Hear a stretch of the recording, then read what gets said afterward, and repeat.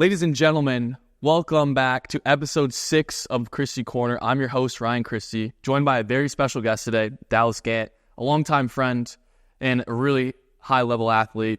Dallas plays for the University of Toledo, which just made the Barstool Bowl. You've helped your team to an 11-2 record this year. You've got 110 tackles, and you're also a team captain.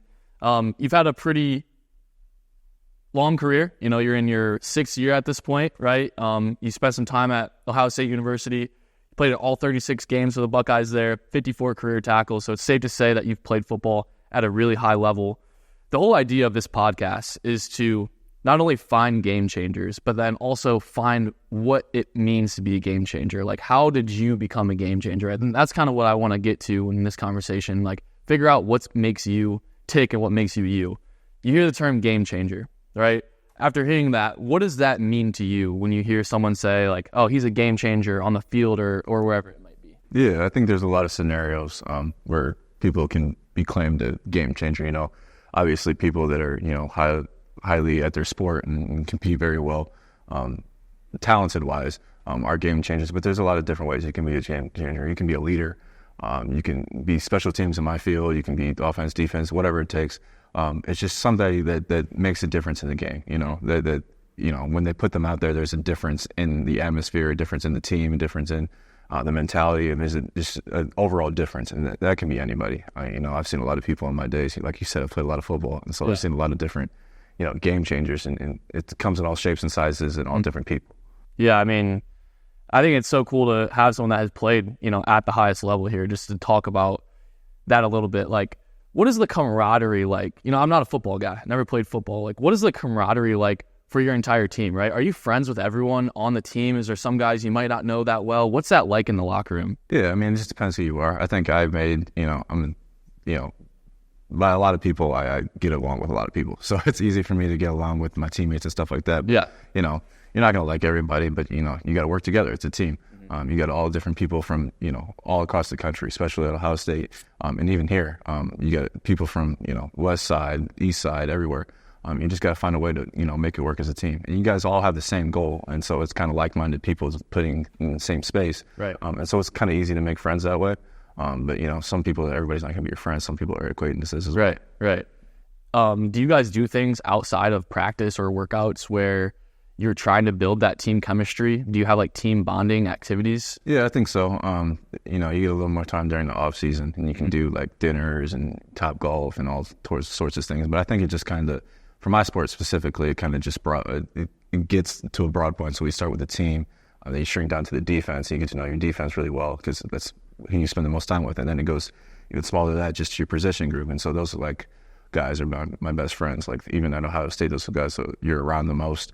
Get to know the most and do the most stuff with. And so, like, you do team bonding and stuff, but over time with the training and how much you see the guys, you kind of like, yeah, what do you want to do together? You want to do something together? And then you kind of become, you know, friends with those guys. And I've been blessed to make a lot of friends here. Yeah, you guys have a great team. The last few years, you guys have had a great team going into another bowl. What do you think you contribute to the program's success the last few years? Is it the coaching? Is it the playing? You know, what is it that has helped you guys find success on the field? I think a lot of things. I think, you know, Toledo's a very talented team. We have, you know, talent in every aspect. I think our defense is extremely talented. Our offense is extremely talented, and so that helps, obviously. But I think our coaches do an awesome job. I think they take the players that we have and put them in positions to make plays, and that's what a coach is supposed to do. And then I also think that they're very personable. So it's not like, do this, do that, do that. It's like, let me work with you. What do you see here? What do I see here? Let's make our, you know, goals the same, so we can play fast, we can play hard, we can play for each other. And I think that in Toledo, we do that a really good job here, and it's led us to great success these last 2 years. Yeah, that's awesome. I've known you for a long time. I think probably back to like junior high, honestly. And I've always felt like you had that natural it that made you a leader, right? I've always felt that. Obviously, you're a captain for your team this year. I like to figure out like how people lead, because there's different styles that everyone takes as their leadership style. How do you lead? Yeah, I think that, you know, I kind of just lead by example most of the times, but I think there's a time and place, and that's kind of what I've learned over the past, you know, 6 years I've been playing is there's a time and a place to say things. You know, there's going to be people, especially on a big team like football, there's 100 people. There's going to be people that lead vocally, and so you got to let them do that. But there's areas where I've gained my respect over the 6 years, and I know that people listen to me. And so when I say something, people will listen. And so I take the opportunity when something needs to be said to say something. And so I think that's very powerful for a leader, but also just leading by example, just doing things right every day, and being very good with motivation and encouraging people. People get down, people get up. Football is a very emotional sport, and so kind of as a leader, I think that taking the mindset of just being the level head and the thick of the chaos is very important. And so that's what I've kind of learned over the 6 years. Yeah, I think it's interesting when you get in those moments of adversity. The eyes always go somewhere, right? Whether it's as a defense, as an offense, your position, or your team, the eyes always go somewhere. And now you're in a position where maybe a lot of times when that adversity hits, the eyes are on you. And that's where it's really important, like you're saying. You can't be up or down. You just got to be you. So I do, and I know this personally about you, but you said it yourself. You're a vocal leader. That's why you were named captain for your team. When you do lead vocally, what are you talking about? Are you a rah-rah type guy, encouraging? Do you hold people accountable? When you do lead vocally, how do you do that? Yeah, I think my biggest thing is I'm not, always a yeller. Sometimes when emotions get to you, you got to yell. But I think just trying to get everybody to understand. I think that leaders, like I said, just keeping the level head, I think that you need to take everything into consideration. People get angry, people, have their emotions in check and stuff like that. You got to be able to understand, the situation and like what you're trying to make out of the situation. So if that makes yelling necessary, then it's yelling necessary. If it's just pulling a guy inside and saying like, look, this is how we do things, then it's that. So I think there's a lot of different ways to lead vocally. It's that it doesn't have to be the guy that's in the center of the room all the time and just screaming at everybody, because I don't think that's always the most effective way. Sometimes it is, but not always. And so I think it's just, different circumstances causes a different type of leadership. And I think that I've been able to accumulate a lot of different styles and seen a lot of different leaders in my time, and develop my own style to where I think that I'm using the most effective at the time. Yeah. And I think, we talk of leadership, and it's kind of like you only think about leadership when it's in the action, like when it's hard, like we talked about. But I think just by knowing you, I think you are also a leader in times where you might not expect it, right? When a time when a guy might be about to make a bad decision, or, you're just helping a guy out, like, hey man, this is how you should do this, like in the locker room, right? And just those little things like that. I think we always put leadership as like this huge thing, when in reality, you can be a leader just by telling your teammate, hey, do this differently, right? Or just small details. Exactly. It's like the little things that happen. It's like guys walking in with his cleats on, just take your cleats off. It's just simple things like that. And then the next guy will do the same thing. Mm-hmm. And so it's just little things. It doesn't always have to be a big hurrah. Sometimes it is, but sometimes it. Yeah. So you're a college athlete, and, you're playing at a really high level. You played at a high level being at the Ohio State University. When did you start to really dedicate and buy into that goal of being a next level athlete? Yeah, I think that goes all the way back to high school, honestly. I think that, I started off in middle school playing football in the 6th grade or whenever it was. And then I started playing varsity as a freshman and started getting looks from colleges and stuff after that. So right about then, I was like, I should probably take this seriously and really dedicate my life to being a lead at this. And it's just kind of the person I am. I just, I discipline myself very well and commit to what I'm doing. And so over that span, in high school, I really dedicated myself to that. And then getting to Ohio State, it's just a different level of competition, different level of, commitment. And so kind of just, sticking to that process, and it's just kind of the person I am, just to, commit to something all the way. Yeah. I can only imagine what that's like firsthand, being at that level. Like, is it like a war every day? Is it like there's always someone trying to take your spot? Is it the coaches are always on you? Like, what is that environment like? It's like any sport. Obviously all the guys there are talented, and it's a lot of fun, honestly. You get to go out there and play against the best, and you get to see where you're at. Mm-hmm. And so you have, the biggest thing is it's like a roller coaster there. You're not going to always have a good day because everybody's good. And so some days you're going to be feeling like you're top of the world because you just dominated practice or whatever it was. And then some days you're going to be feeling, like crap because you played really bad. But, it's a good assessment of where you are as a player, and it's good to go out there and compete. And it's a competitive environment, so it's really fun for competitors. Mm-hmm. I had fun there just because of that reason. It's not all cutthroat and stuff like that. You still love your teammates. Obviously you're coming for one guy's spot and he's coming after yours, but it's not. Nobody thinks like that. Mm-hmm. You think like the best guy's going to play, and that's that. That's my brother. I love him. and you just go on from that. Yeah. So give me one thing that you maybe took from your time at Ohio State that you try to bring with you at Toledo now, whether it's leadership or something you learned in a game or something. Like, what's one thing that you felt like really made an impact on you at Ohio State that you tried to take to Toledo? Yeah, I think the biggest thing there's a lot of things that I've taken because, that spot is Ohio State's one of the top in, the industry, obviously, with sports athletics and, school just to be at. So I tried to take a lot of things, but I think the most important thing that I took was the attention to detail. I think that, like, for college football, like, the error, like, the margin for error is so little that, like, there's things that you can't miss. And so I try to get the guys to, pay attention to the little things, lock in when it's time to lock in. There's a time to, fool around and mess around and be guys and stuff like that. But, when it's time to watch film, you got to watch film. You have to listen to everything coach says because, like, the most, minute thing might be the biggest thing that comes up in the game. So I think that was the most important thing that I brought over, in training, taking training so seriously, just because, when things get hard, you fall to your level of your training. So how hard do you train? And, February is going to, determine what happens in the games in October. You know what I mean? So that's kind of what the biggest thing that I took from Ohio State. Mm-hmm. So obviously you've done a lot of hard things. The only way you get to the level that you're at is by doing hard things all the time, right? Where does your motivation come from while you're doing those hard things or when you're about to do those hard things, whether it's a morning workout or, whatever it might be? Are you like someone that is internally motivated or are you motivated by external factors? Yeah, that's a good question. I think that I'm, internally motivated. I think I just wake up every day and, this is what I wanted to do. And so I'm not going to, short myself on that and, kind of play myself that way by cheating my reps or cheating my days and not going through the hard stuff because I know what it takes. I've seen people that have made it. I've seen people that haven't made it. And just the commitment that I made to myself is this is what I'm going to do. And so it would be a disgrace that if I didn't do what I was supposed to do. Yeah. And so I wake up, with fire and, some days are hard. Some days you just got to get through and it's just how it is.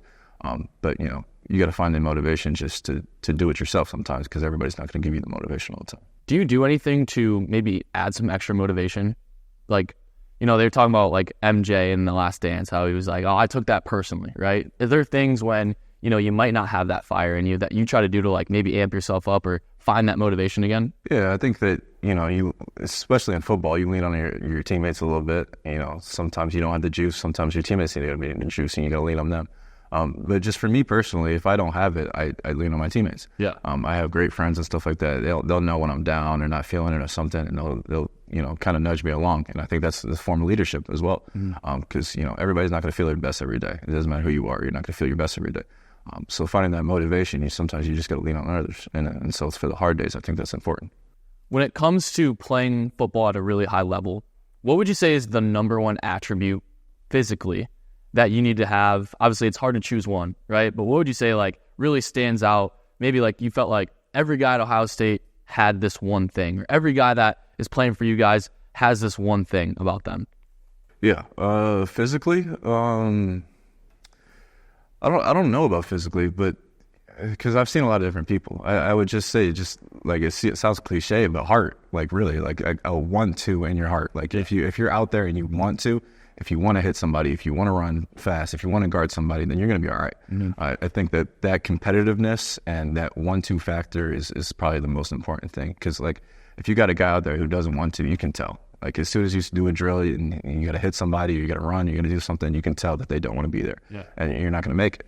So I think the biggest thing, the physically, because football's an amazing sport, because you can have a 5'6" kicker that has no athleticism, and then you have a guy that's 6'7", 300. Like it's the range for physicality is so so broad, and so I think the most important thing is just the 1-2, because it doesn't matter who you are, you can play this game, and I think it comes from the heart. Similar to heart, I want to talk toughness. Do you feel like that's something that you can gain over time? Because I feel like that's what I see when I see like football training camp or something. It's like we're trying to make these guys tough. Is it possible to make somebody tough? Or in your opinion, do you think it's something that you're born with? I think it's both. I think you can be born with toughness, but you can never know how tough you are until you're put in a tough situation. Mm-hmm. So I think it can be gained as well. I think that's a lot of college teams mantra is just to make you tough. put you in a system and like put you through hard stuff to make you tough. And I think it works for a lot of people. So I think it's kind of both.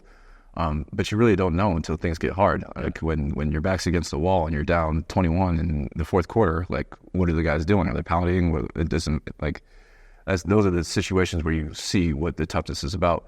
And so I think it can be made and born. And so I've seen a lot of people that have, who have gained toughness over who weren't tough before and put through the process and then they get tough. People that come in just tough can go through anything. So it's interesting. Toughness is definitely needed in this sport. I think it's needed in life because stuff happens. Right. And so that's a really good question. Yeah. So let's talk, because I think I know what you're referencing, being down 21 in the fourth quarter. Let's talk the BG game. Were you down 21? You were down a lot. Down so much as a alumni of Toledo. I turned the game off to go to bed. I wake up the next morning and my dad tells me, "Can you believe Toledo won that game?" And I was like, "There's no way." What is it like? That's a moment where eyes turn to the leader, right? When it's halftime or there's like those timeouts. What was that environment like for you guys? Was it negative? Was it positive? Were your coaches stepping up? What did that, how did you guys come together to go win that game? Yeah, I mean, I can't speak for anyone, but like for me personally, when you're put in those situations, like you have there's two options really. You can turn back and say, we're gonna lose this game. This is awful. I want to go home, whatever. Or you can just look it in the face and don't flinch and just keep going. Like you don't really know what's gonna happen. And so I think at halftime, we were getting beat bad. I think, everybody on that team was like, we're still going to win this game. It doesn't matter what the score is. We're still going to win this game. And so I think that's, speaks to the culture of Toledo and the culture of toughness and stuff like that. Just to not flinch, just to keep going and never know what happens. And so in those moments, you do look to the leaders and you see if they're freaking out, you're going to freak out and you're probably going to lose the game. And so I think all of our leaders, our captains, even our non-captains, they had a poise about them and they were ready to go win the game. And so I think that's where toughness shows, where leaders show. It's awesome to it's the greatest thing in sports. Well, like really, just to see that kind of thing come out. I was laying the groundworks early that day in BG, putting in some great work. So I feel like maybe I had a rocket down there doing his thing. Then you guys went and did it later that day. So, we thank you for that. Yeah, for sure. Obviously, I've done strength training, and I could sit here and talk to you about how important it is to be strong, right? But let's talk speed. Even as a linebacker, is that something that you guys have made a priority that you work on in the off season? Is it something that is like, hey man, if you're not fast, it's going to be hard for you to get on the field? How important is speed to being a really high level football player? Absolutely. That's what I thought about saying when you asked about physicality. I think that speed is super important. Mm-hmm. We work on that, year round. Even during the season, we still work on speed. I think that, you can get by if you're not fast, but it helps so much if you're fast. Yeah. Especially at the higher levels, like D1 sports, it's just like if you're not fast, it's gonna be tough. And you got guys that can run, 4.3s, 4.4s, and all this stuff, different types of stuff. You gotta be able to run. And so I think that's the most important thing. I think that's what people look at, and for the combine and stuff like that, they look at your 40. I don't think they really care about the other stuff. They look at how fast you are, and so it's hard to say, like, you don't need any physical attributes. You need speed. Yeah, I think the one cool thing that I like about speed and why I've really kind of got into speed, is the fact that you can get a lot better with your speed. Like, you can really make improvements, whether it's getting stronger or working on your technique. You can make some subtle changes in your form, and next thing you know, you're running 4.4 instead of a 4.5, so that's the one thing that I like about speed, because it almost felt like for a while, like I'm just slow, then as I started to work on speed, I started to get faster. As we close this, I want to talk about a memory that I don't know if you really have that, was pretty big in my life. Obviously I've gone full go into training and sports performance, but there was a moment during COVID where basically it was us and all of our friends. We went out to a barn and we trained. And I remember coming out of that day, because I kind of ran the workout, coming out of that day being like, this is exactly what I want to be doing. And you were at that workout. Do you remember? I do. We played a little basketball at the end. Yeah, a little basketball, a little one. I know you like to get that work. I remember. Yeah, so I mean, that was a defining moment for me, because I was in the gym working out with guys that were really getting after it, you know, and I don't think you necessarily had to even be there, right? But you were there, not only there, but also going through it really hard. Yeah, overall, man, super excited for you. I know that not only are you guys going to, you know, continue to keep working and hopefully go get a bowl win this year, but I think that you have a really bright future ahead of you. And you alluded to this very early on, was not only has being a game changer helped you on the football field, but no matter what you go on and do in your life, I think you're going to be successful in because you have that mentality. So it's going to be really cool to watch our friendship and relationship grow. Really cool to see where you take your career after this. But overall, man, this has been great. I think the last thing that I want to do is zoom out a little bit, go back and think about yourself when you were just got that first college letter. What are you telling yourself? What are you telling a kid that's at St. John's right now, that's in a similar position to you, to get to that level, to, you know, go play and get the best out of themselves? Because I think that's what you've kind of mastered, is like getting the most out of yourself every day. Yeah. You know, telling that kid he didn't know what was going to happen to him. He didn't know where he was going or anything or what he was doing even. I would just say, you know, keep going. You know, things get tough a lot of the times, especially for 6 years of football, transferring, all this different stuff. Just keep going. Trust in God. I'm a believer, and that's got me through a lot of tough times in my life. So just keep your, you know, reliance on God, let Him do the work, and everything will be okay. Yeah, that's cool. It's just the second time we've talked about faith, and I think faith is something that, you know, has made it big. I've really tried to develop that more, because it's really easy to not talk to God or talk about God when things are going really well, but when things start to go downhill, you know, who are you going to rely on? So that's awesome. Class act guy, St. John's brother. Oh yeah. Former Buckeye, Toledo Rocket, Dallas Gant. Thank you for coming on episode 6. This has been a great one. I'm excited to get this one out. Appreciate you coming, man. Thank you. Yeah. Appreciate you. Yes, sir.